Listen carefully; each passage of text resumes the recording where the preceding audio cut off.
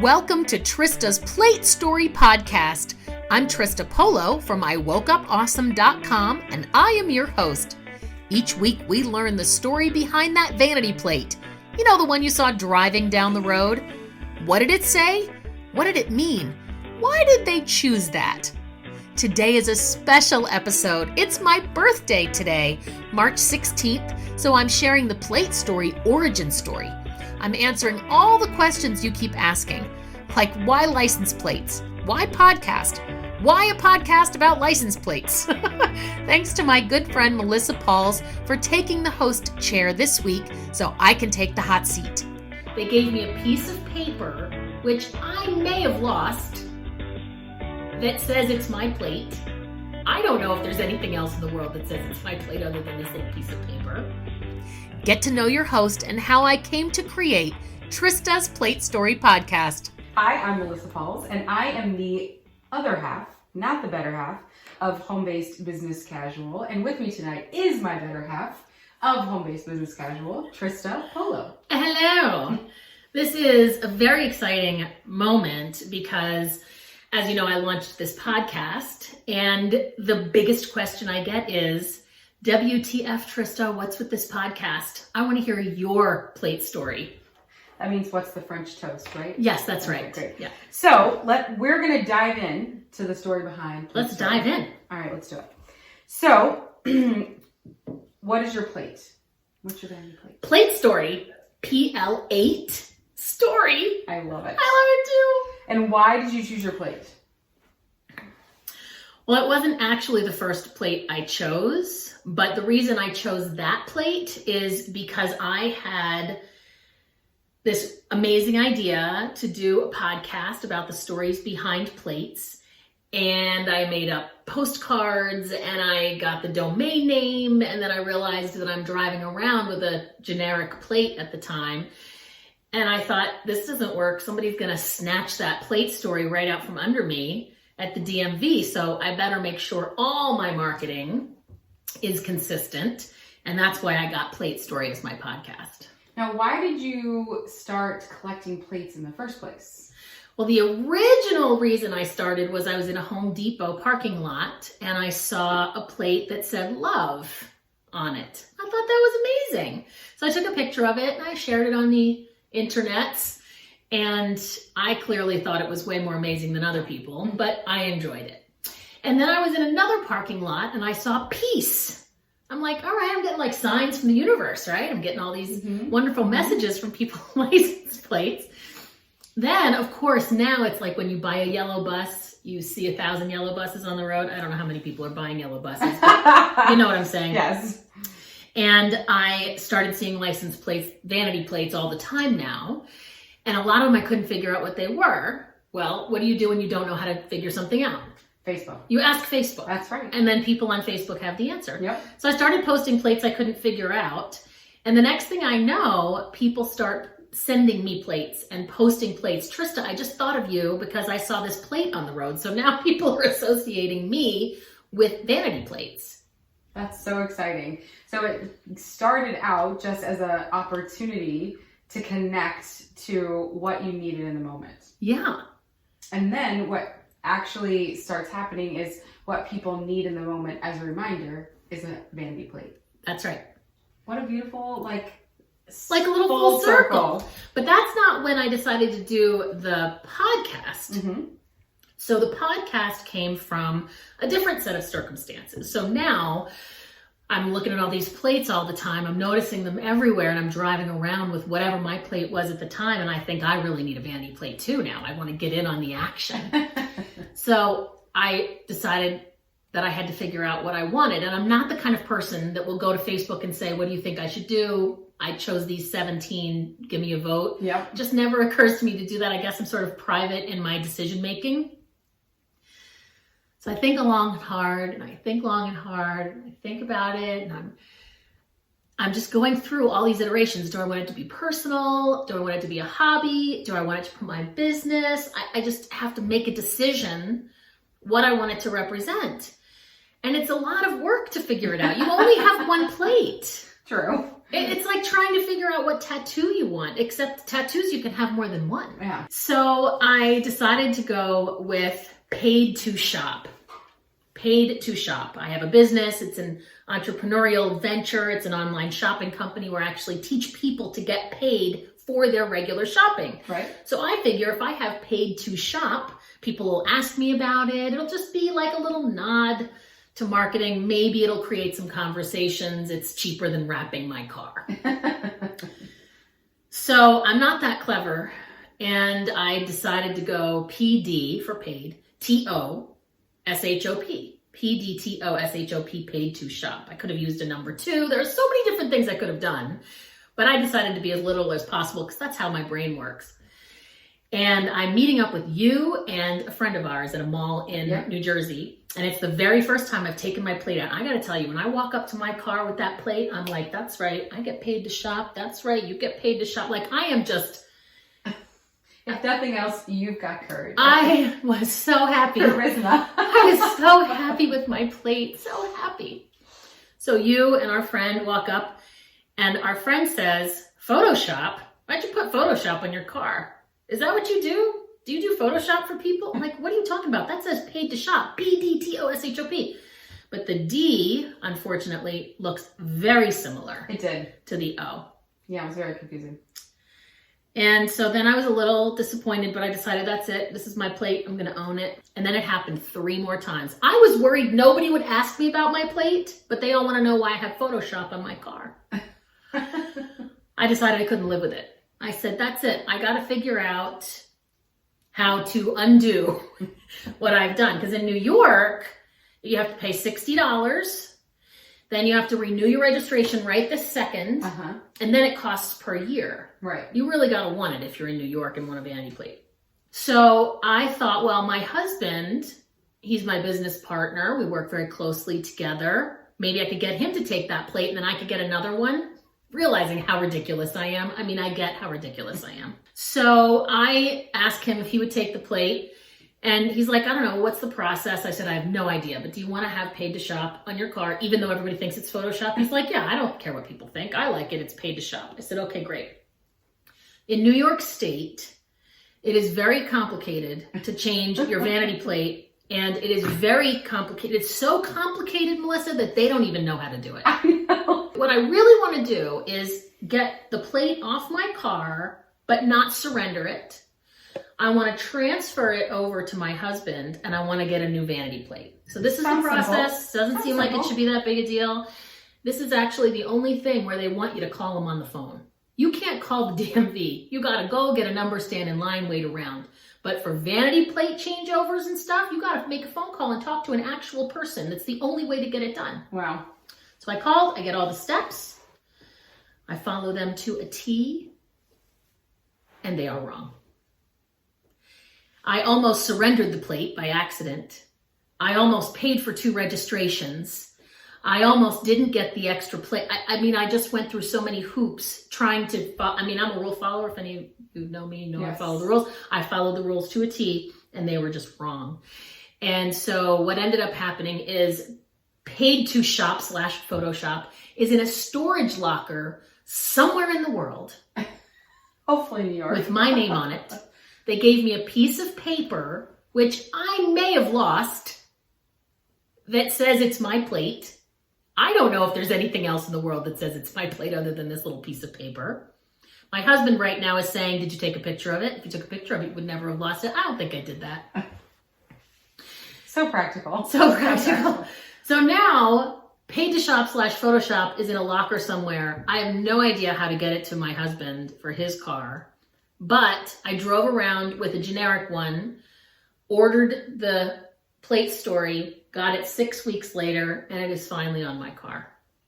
That is amazing. Oh my God. The reason I thought that the podcast would be a good idea is because I saw what a nightmare I went through trying to pick a plate, and how even after I picked a plate, I had more consternation about it. And then I went through this whole other iteration, and I thought there probably is a story like this behind every vanity plate out there. And they should be told. I'm hearkening the idea back to, I'm sort of inspired, you know how musicians say they get inspiration from certain musicians? So some of my inspiration came from the Humans of New York account. I was just going to say that. Yeah, because here's this photographer. He just goes around New York City, takes pictures of random people, and then when he talks to them, he realizes that these people have histories and identities and connections to each other in the world that you never would know just walking by them, some random people in a city. Isn't it so easy to dehumanize everything? Yeah. I mean, because you're just seeing even someone's Instagram feed because it's just a picture of a moment in time. Exactly. And so I love that you're using that as an inspiration to now bring voice to a different moment in time. Yeah. Right? Which is a plate that you might see driving to wherever, right? The store, to the mall, to the doctor. And I have to tell you that the people I've interviewed so far, and we're still pretty early in the podcast, they, you know, are amazing. Like, one is because of who she is as a person. She's just like a really strong woman. And one, it's because of her love of nature. And she actually gave up her whole life to be closer to nature. Wow. One is in memoriam of his lost brother. Like, these plates mean something to these people. And I haven't interviewed some that I can't wait to hear the story, like Too Legit to Quit, I Party, and Naughty. Can't wait to interview those to see what those stories are about. I kind of want to get a vanity plate now. That's what people keep saying. If I get a vanity plate, will you interview me? So funny. Have you noticed any changes in your behavior since you started this podcast? Well, yes. So I have this postcard that I printed, and the postcard says, I love your vanity plate. Do you want to be on my podcast? So if I'm ever driving around and I see a plate, I will stop and I will put this postcard in the person's door handle, and that way, hopefully, they'll call me. Wait, I have the best story. So Trista and I, we talk pretty much every day, but when we don't get to talk, we talk on this app called Marco Polo. If you don't have it, it's a video app. Most of the time, we do it while we're driving. Don't worry, we watch the road, not the story. But that's when we really get the opportunity to talk to each other. I call it Snapchat for old people. Yes, it's such a great thing. Yeah. So Trista's leaving me a Marco Polo video the other day, and this has happened more than once, where is in the middle of leaving me a polo, and she goes, hold on, I just saw a plate. And she'll like turn it off and go round and give someone a postcard to be on the podcast. So she's in the middle of telling me a story, and she's been following this woman. All of a sudden, in the car, and she goes, we're stopped, it's construction, I'm going to do it. And she just gets out of the car in the middle of the road and runs around to give this woman one of her postcards. And I was lucky enough to hear the conversation. Yeah, because I listened back to it, and you can hear what I'm saying. Yes.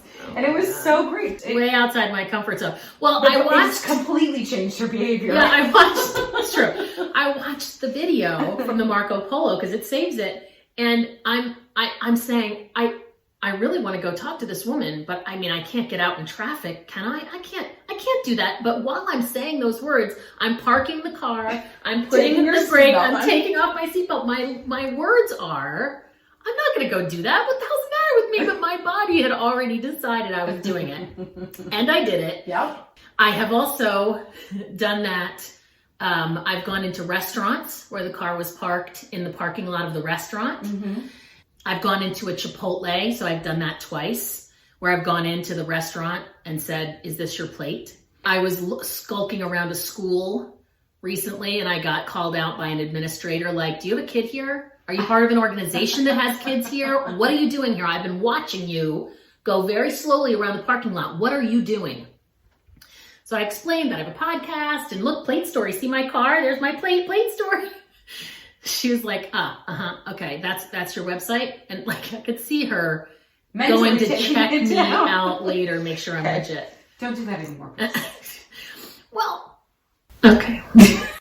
Look, I promise nothing. Yeah, but what is very prominently coming out here in this conversation is your passion for finding these stories. That's right. And what I will just underline is that when you do have a passion, you will do things that you never thought possible. Absolutely. Which is one of the things we talk about in our business in general, but also just to be an example of that is just really, it's so cool. But also, if you know of someone that has a vanity plate to refer to, or you should find a way to have people submit plates that they see, because I'm sending you plates. You can do that on my website at PL8STORY.com. Okay, great. PL8STORY.com. But you have to have a way for me to contact the person so that I can interview them. So now that we know why you have the podcast, and now that we know why you're doing all this, you've gone into my psyche a little bit.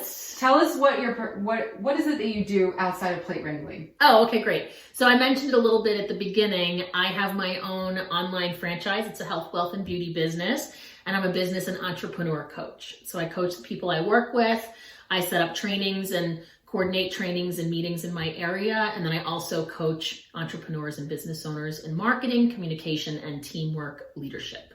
Great. I love that. And, what do you contribute your success to in life? I would say that I come from a long line of people with a very strong work ethic. And I definitely have a very strong work ethic. I work until the job is done. I get up to work every single day. I rarely take time off. I actually enjoy working.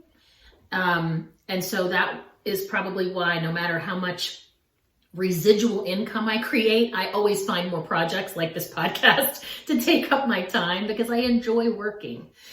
I also will say that the people I get to make a difference for, that's a huge motivator for me. When I coach someone and they thank me for who I have been able to help them become as a result of my coaching, that is what I get up for. My work ethic gets me to work, but my ability to make a difference keeps me coming back day after day with a smile. My motto is that I am helping people win, whatever winning looks like to them. Yeah, that's awesome. Yeah. That's why we talk so much. That's right. Yes. So, what are you reading currently? So I don't read so much as I listen to audios, mostly in the car. I usually have at least one, if not more than one, going at once. I was recently driving home very late and I needed to stay up. And so I turned on a novel that has always been known to keep me up when I'm driving. It's Twilight. So ridiculous. My husband always asks, are they pressing their lips together? I'm like, no, sometimes their lips are in a hard line. So that is currently somewhere in the midst. And then... See, now, I've read those. Which is why we're friends. But I've never read Harry Potter. Oh, I love Harry Potter. Yeah, I love Harry Potter. I have zero interest. Yeah, Harry Potter is another one you can listen to while driving that'll keep you up. And then right now I'm also listening to the 4 Agreements, which I absolutely love. Don Miguel Ruiz. Absolutely. And I am in the middle of the 5 love languages for children because I find that actually helps me lead adults better, knowing how children come across and develop and determine their love language as they're growing up. We're all just giant 4-year-olds. Yeah, man.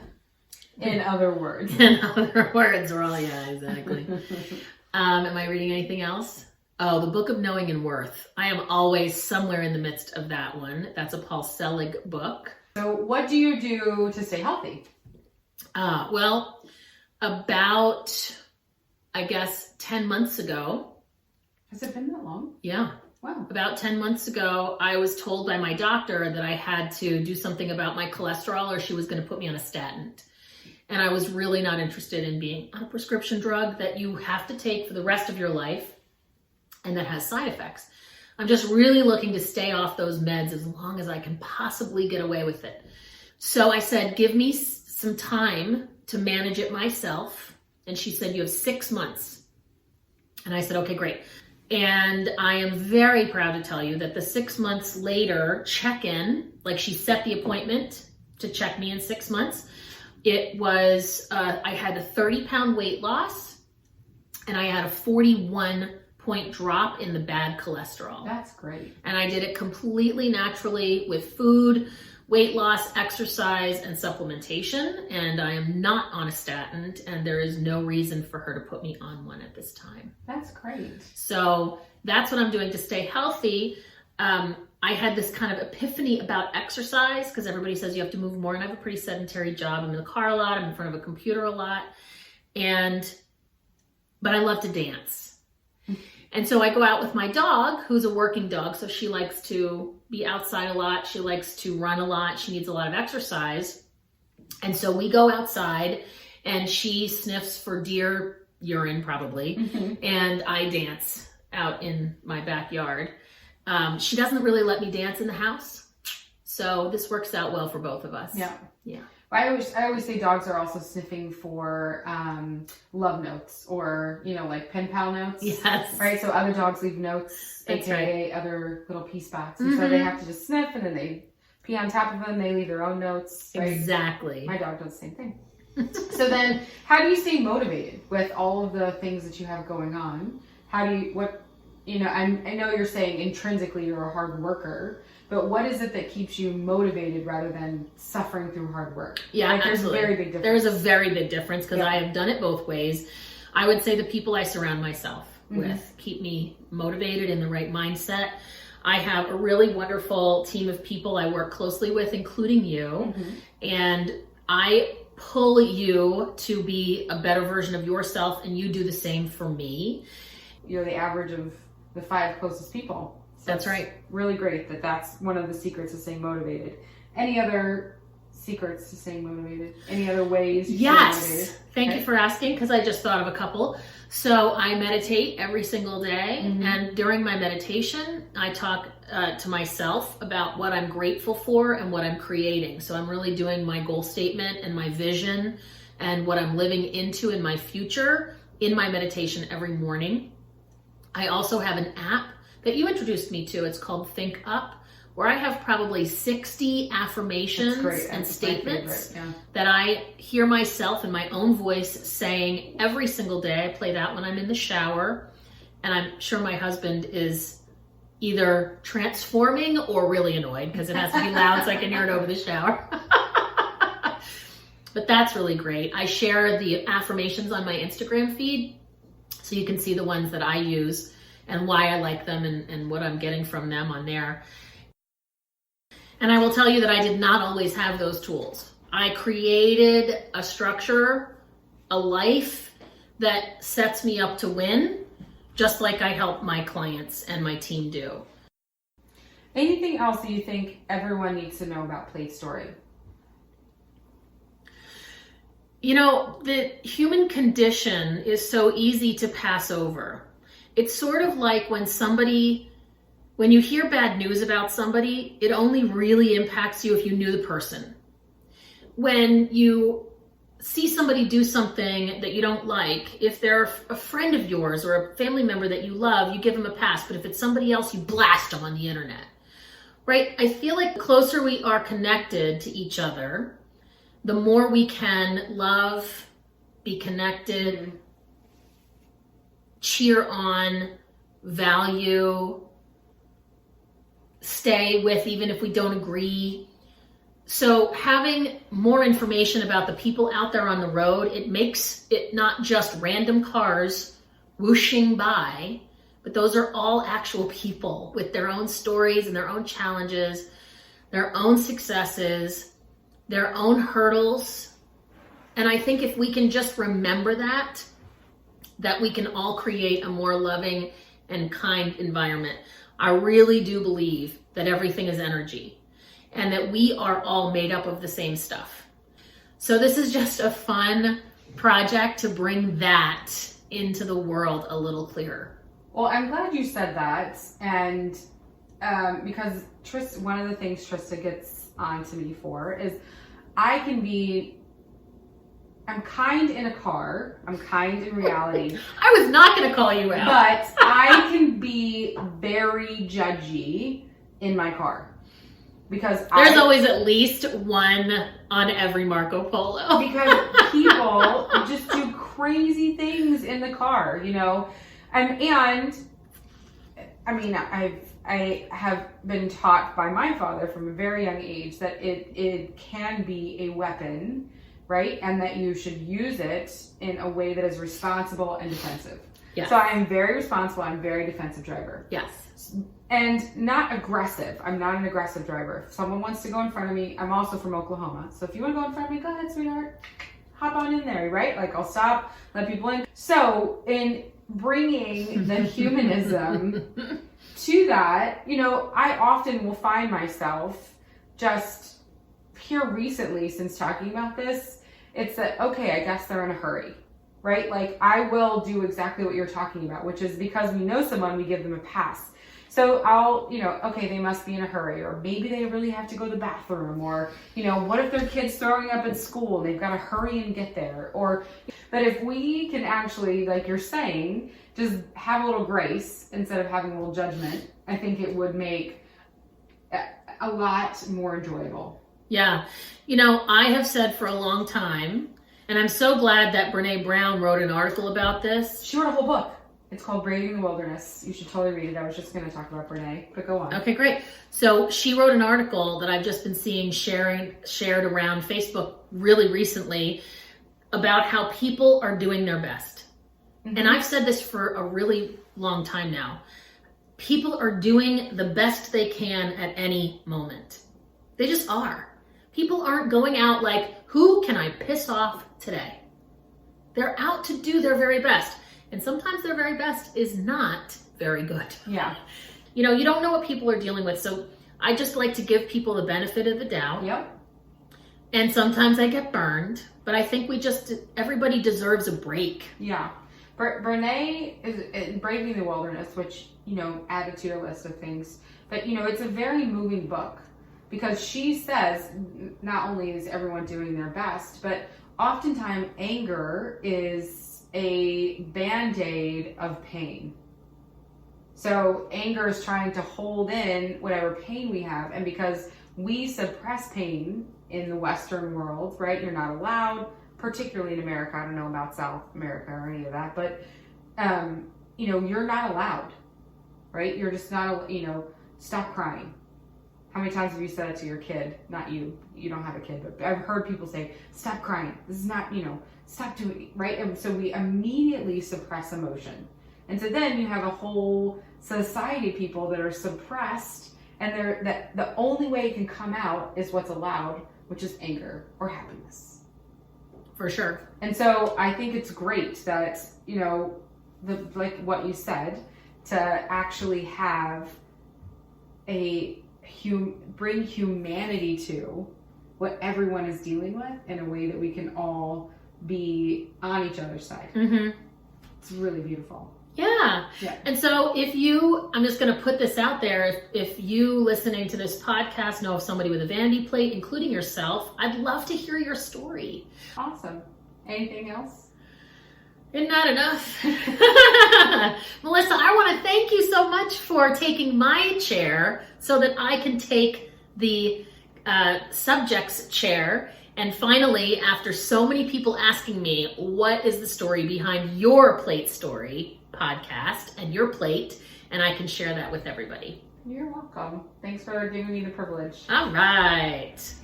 See you next time. Drive safe. Good night, everybody. Thanks for joining us for this week's special episode of Trista's Plate Story podcast.